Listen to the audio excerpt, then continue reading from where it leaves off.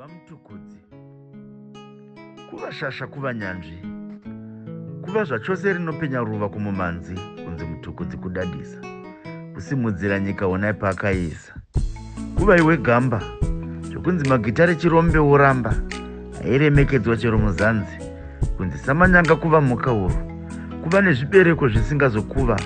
kuva nezvibereko zvinosara kumakuva paunosara, mbeu iri monzi yenyu samanyanga, ndiko kuva mutukudzi.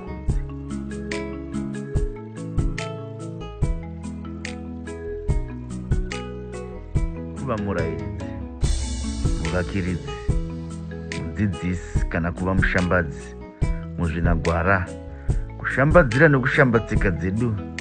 nekutsika pakuremekedzana uye paunhu hwedu, dada nerudzi gwako,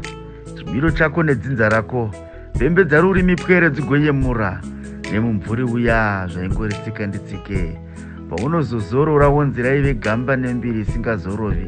naiyo imi manzi tichadzokera pakare paya, pataitamba manzi takasimira kuchinyadzisira kuminura, chimbambaira chiri mupoto,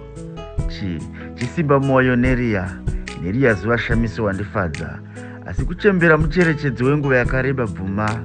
kuti kuva mudetembi kudya zvomurimi, iwe murimi chitora kapadza urime, tozeza baba here kana ndiwe mbabvu yangu, kuva mutukudzi ndiko kuva gamba wangu, vehama we, musanetsane nemuvakidzani wangu, imi zvamugere kure kure kwamugere chinhambwe, uyu mukurumbira uchagara ndiko kuva samanyanga, ndiko kuti nzou, ndiko kuva mutukudzi. Zururai murugare samanyanga, namambo kuramatunu, ndiri nyanzvi yamanzwi nemusikanzwa achibaya semunzwa.